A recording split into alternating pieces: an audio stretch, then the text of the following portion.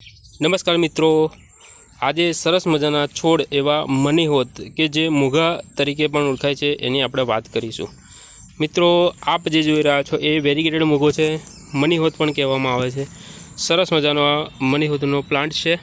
Money હોત જે plant છે એ તમે કુંડા, જમીન ગમે ત્યાં લગાવી શકો છો, ગ્રો બેગમાં પણ લગાવી શકો છો અને સરસ રીતે એ ઉગી પણ જતો હોય છે। મિત્રો, આ જે છોડ છે એ કંદમૂળ તરીકે પણ ઓળખાય છે। એનું જે નીચેનો ભાગ હોય છે ત્યાં એક શક્કરિયા જેવું ફ્રૂટ બેસતું હોય છે જેને ખાઈ શકાય છે। મિત્રો, બીજું આનું નામ આફ્રિકન મોગો છે। આફ્રિકાના લોકો જે હોય છે એ આ જે મોગો છે એના જે નીચે કંદમૂળ જે નીકળતું હોય છે એનો ખાવામાં ઉપયોગ કરતા હોય છે। અને મિત્રો, આના જો પાનની જો વાત કરીએ તો સરસ મજાના પાન છે આના।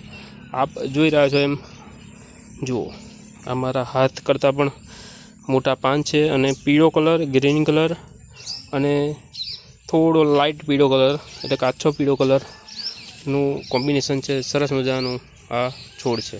મિત્રો, આ જે પ્લાન્ટ છે એને ઉગાડવો ખૂબ જ સરળ છે, કારણ કે મિત્રો આની જે ટોપ કટિંગ છે એને જો તમે કાપીને જો લગાવો તો ખૂબ જ સરસ રીતે ઉગી જતો હોય છે। બીજી વાત મિત્રો જો કરીએ આ છોડને તાપની જો વાત કરીએ, સનલાઇટની જો વાત કરીએ તો જ્યાં વધારે સૂર્યપ્રકાશ આવતો હોય, જ્યાં વધારે સનલાઇટ આવતી હોય એવી જગ્યાએ જો તમે ઉગાડો છો તો ખૂબ જ સરસ રીતે ગ્રો થતો હોય છે અને એના પત્તાનો કલર પણ આવતો હોય છે। મિત્રો, આને જો છાયામાં ઉગાડવામાં આવે તો એના જે પાન છે એનો કલર જે છે એ આછો થઈ જતો હોય છે। આ જે ભાગ છે એ તાપ જ્યાં વધારે આવે છે એ છે। મિત્રો, બીજો ભાગ હું તમને બતાવવાની કોશિશ કરું છું કે જ્યાં છાંયો વધારે આવે છે। મિત્રો, અહીંયા છાંયો આવે છે માટે મિત્રો આના જે પાન છે એનો કલર બિલકુલ અલગ છે, તમે જોઈ શકો છો એમ। તો મિત્રો, આ જે પ્લાન્ટ છે, આ જે છોડ છે એને બને ત્યાં સુધી તમારે તાપમાં ઉગાડવાનો છે, છાયામાં નથી ઉગાડવાનો। બીજું મિત્રો વાત કરીએ તો આ જે પ્લાન્ટ છે એને પાણીની રેગ્યુલર જરૂર પડતી હોય છે, તો જેટલું બને અને રેગ્યુલર પાણી મળે એવી જગ્યાએ આ જે પ્લાન્ટ્સ છે એને ઉગાડવાનો રહેશે તમારે। બીજી મિત્રો વાત કરીએ તો આ જે પ્લાન્ટ્સ છે એ રફ એન્ડ ટફ પ્લાન્ટ્સ છે અને તમે એને ગમે ત્યાં ઉગાડી શકો છો, કુંડા, જમીન, ગ્રો બેગ ગમે ત્યાં ઉગાડી શકો છો। ત્રીજી વાત કરીએ મિત્રો તો આ જે પ્લાન્ટ છે એની ડાળખીઓ થોડી નાજુક હોય છે, સરળતાથી તૂટી જતી હોય છે અથવા ભાગી જતી હોય છે। એક પાન હું તમને તોડીને બતાવું, જુઓ આ જે પાન છે અને એ આવી રીતે કરશો તો પણ તૂટી જતી હોય છે। તો મિત્રો, જ્યાં અવર જવર વધારે હોય એવી જગ્યાએ આ જે પ્લાન્ટ્સ છે એને ન ઉગાડવો જોઈએ, કારણ કે જો તમે ત્યાંથી પસાર થાવ છો અને વધારે પડતું જો એનું અડફેટમાં આવતો હોય તો આ જે પ્લાન્ટ્સ છે એની ડાળીઓ તૂટી જતી હોય છે। તો મિત્રો, એવી જગ્યાએ બિલકુલ ન લગાવવો જોઈએ।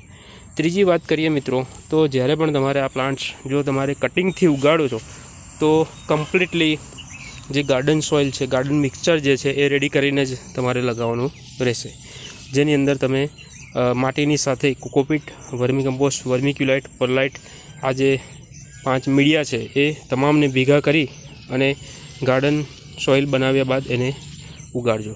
અને જ્યારે પણ તમે એની કટિંગ લગાવો છો, કટિંગ લગાવ્યા બાદ તરત પાણી આપી દેવાનું। ત્યારબાદ સિસ્ટમ મુજબ નોર્મલ માટી કડક થાય ત્યારે પાણી આપવું, બીજી વખત ત્યાં સુધી રાહ જોવી જ્યાં સુધી નોર્મલ માટી કડક ના થાય। અને જ્યારે પણ પાણી આપો ત્યારે જે પણ પાત્રની અંદર તમે લગાવેલું છે, કુંડું છે, જમીન છે કે પછી ગ્રો બેગ્સ છે, એ આજુબાજુની બધી જ જમીન પલળી જાય અથવા તો કુંડા જો હોય તો કુંડાની અંદર આખા કુંડાની અંદર પાણી પ્રસરી જાય એવી રીતે પાણી આપવું જોઈએ। તો સરસ મજાનો છોડ છે, ખૂબ જ સુંદર એનો લુક છે, દૂરથી હું બતાવવાની તમને કોશિશ કરું છું। આખો જે ભાગ છે એ ઘેરાઈ જશે જ્યારે પણ તમે એને જમીન અથવા કુંડાની અંદર લગાવો છો ત્યારે। તો મિત્રો, આવો સરસ મજાનો મની હોતનો છોડ આપ આપણા ઘરે ઉગાડી શકો છો। બધી જ બાજુથી સેમ ટુ સેમ લુક અને એનો જે કલર છે એ એનો મુખ્ય દેખાવ છે, જે પાનનો જે કલર છે એ મુખ્ય દેખાવ છે। સરસ મજાનો આવો પ્લાન્ટ્સ આપ આપના ઘરે ઉગાડી શકો છો, ખૂબ જ સુંદર એનું લુક આવતું હોય છે, જોઈ શકો છો એમ।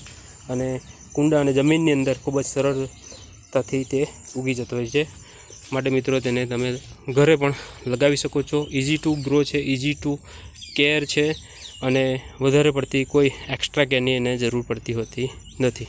તો મિત્રો સરસ મજાનો આવો મની હોતનો છોડ આપ આપના ઘરે લગાવી શકો છો. મિત્રો વિડીયો જો તમને ગમ્યો હોય તો વિડીયોને લાઇક કરજો, શેર કરજો, અને જો તમે અમારી ચેનલ પર નવા હોય તો અમારી ચેનલને સબસ્ક્રાઈબ કરજો, જેથી કરીને આવા જ વિડીયોની નોટિફિકેશન તમને સૌથી પહેલાં મળતી રહે.